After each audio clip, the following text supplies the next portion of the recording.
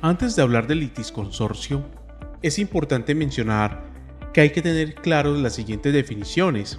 Una de ellas es las partes. Las partes se conocen como los extremos de la litis.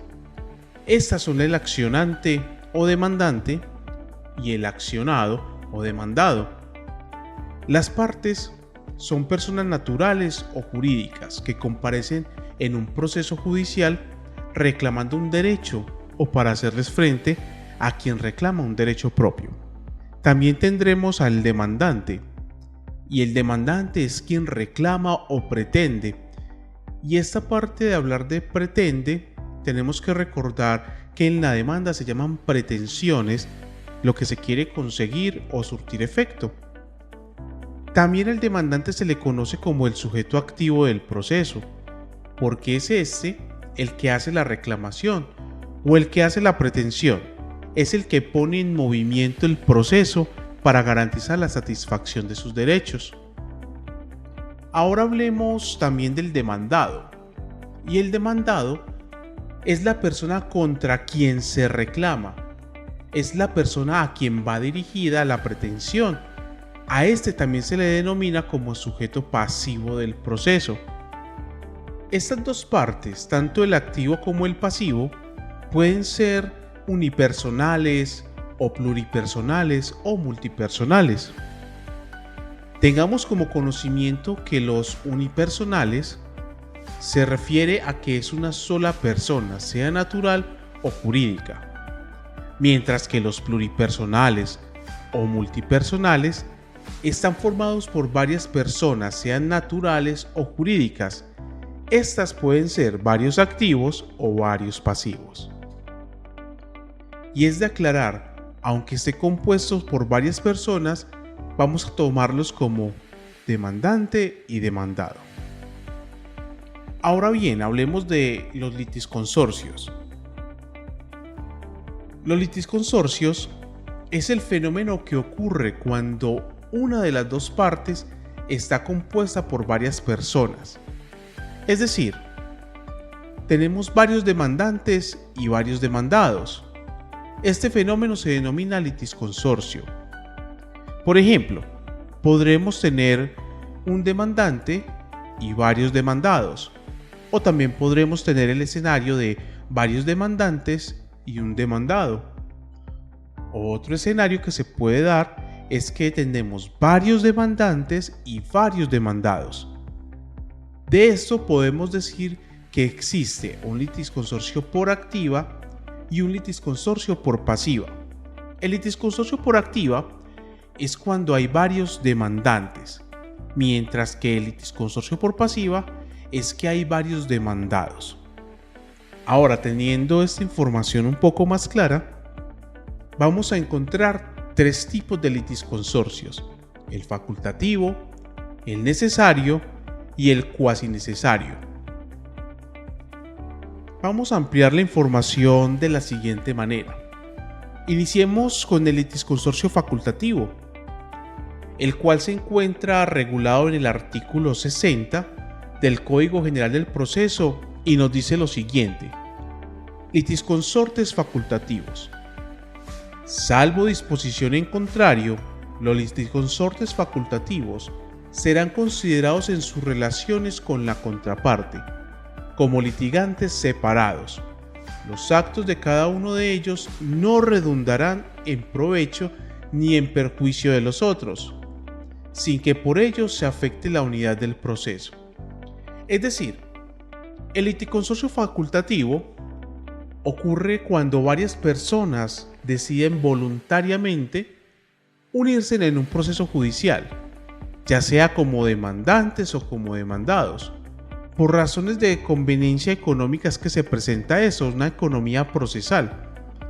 Y claro está, no es obligatorio que todas estas personas estén presentes para que el proceso sea válido. Cada litisconsorte actúa de manera independiente y los actos de uno no afectan a los demás. Por ejemplo, si varias personas sufren daños por el mismo hecho, pueden optar por demandar juntas en un solo proceso. Tomemos el siguiente ejemplo. Vamos a imaginarnos un caso de responsabilidad civil extracontractual. 3 personas, A, B y C. Ellos sufren daños por un accidente causado por una empresa de transportes. Deciden demandar a la empresa como litisconsortes facultativos. Pero durante este proceso, A presenta unas pruebas adicionales para aumentar su indemnización por los daños ocasionados, mientras que B decide no presentar ningún tipo de prueba. Pero C llega a un acuerdo con la empresa. Ahora, según el artículo 60, las acciones de A, las cuales son de presentar pruebas, no van a beneficiar ni van a perjudicar a B, ni tampoco van a beneficiar o a perjudicar a C. Asimismo, el acuerdo de C tampoco va a afectar en las reclamaciones de A o en las reclamaciones de B. Sin embargo, el caso sigue siendo un único proceso judicial, aunque cada litisconsorte actúe de manera independiente. Hablemos entonces del litisconsorcio necesario.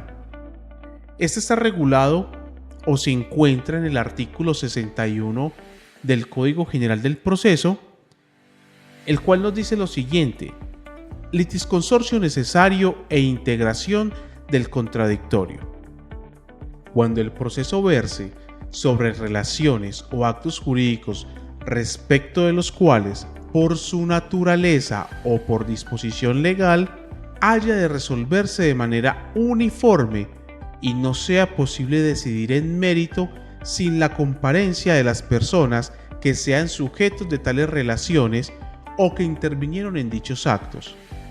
La demanda deberá formularse por todas o dirigirse contra todas. Si no se hiciera así, el juez, en el auto que admite la demanda, ordenará notificar y dar traslado de esta a quienes falten para integrar el contradictorio, en la forma y con el término de comparecencia dispuesto por el demandado. ¿Qué nos dice este artículo?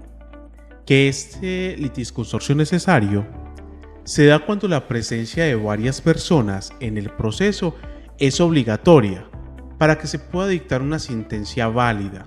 Esto ocurre porque la relación jurídica en cuestión requiere una resolución uniforme que afecta a todas las personas involucradas.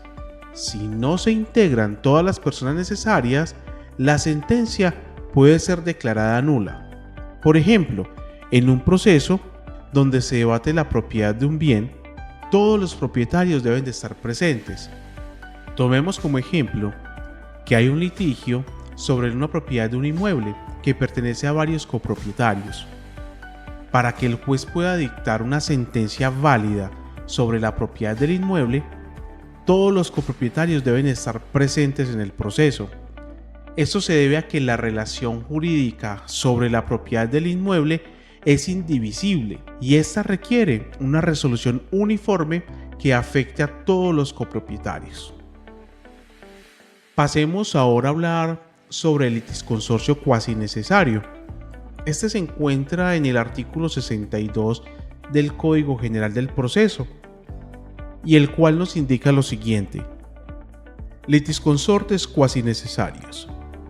Podrán intervenir en un proceso como litisconsortes de una parte y con las mismas facultades de esta, quienes sean titulares de una determinada relación sustancial a la cual se extiendan los efectos jurídicos de la sentencia y que por ello estaban legitimados para demandar o ser demandados en el proceso. Podrán solicitar pruebas si intervienen antes de ser decretadas las pedidas por las partes. Si concurren después, tomarán el proceso en este estado en el que se encuentre en el momento de su intervención. Lo que nos quiere decir este artículo es que el litisconsorcio cuasi necesario es una figura intermedia entre el facultativo y el necesario, y se presenta cuando la sentencia afecta a varias personas, aunque no todas hayan participado en el proceso. Estas personas tienen la opción de intervenir voluntariamente en el proceso, pero su presencia no es obligatoria para la validez de la sentencia.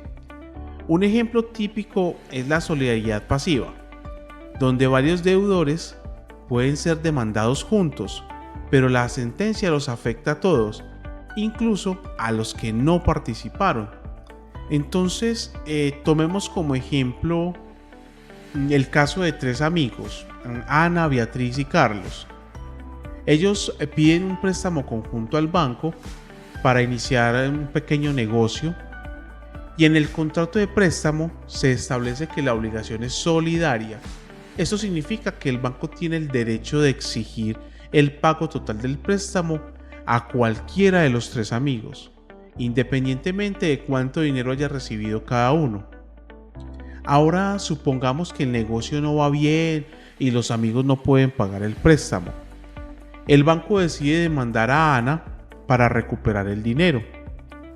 En este caso, Beatriz y Carlos, aunque no son demandados directamente en el proceso, son litisconsortes cuasi necesarios.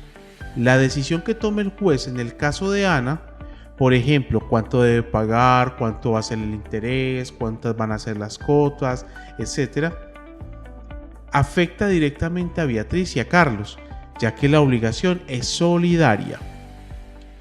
Beatriz y Carlos tienen la opción de intervenir voluntariamente en el proceso para proteger sus intereses. Pueden presentar pruebas, argumentar a favor de Ana o llegar incluso a un acuerdo con el banco. Sin embargo, ellos no están obligados a hacerlos.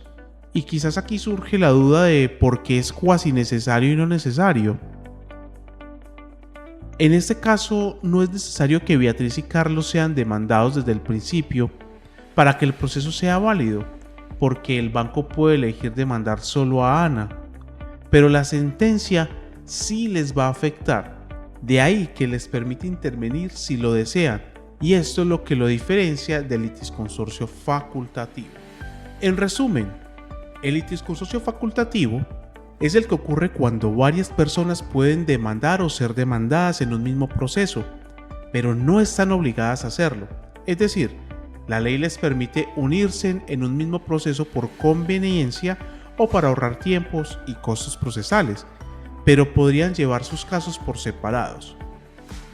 El litisconsorcio necesario se da cuando por la naturaleza de la relación jurídica en disputa es indispensable que todas las personas involucradas en esa relación participen en el proceso, ya sean como demandantes o como demandados. Si no participan todos, el juez no puede tomar una decisión válida sobre el fondo del asunto. Y el litisconsorcio cuasi necesario es una figura intermedia. En este caso, la sentencia judicial va a afectar los derechos de ciertas personas, aunque no participen directamente en el proceso. Estas personas tienen la facultad de intervenir voluntariamente para proteger sus intereses.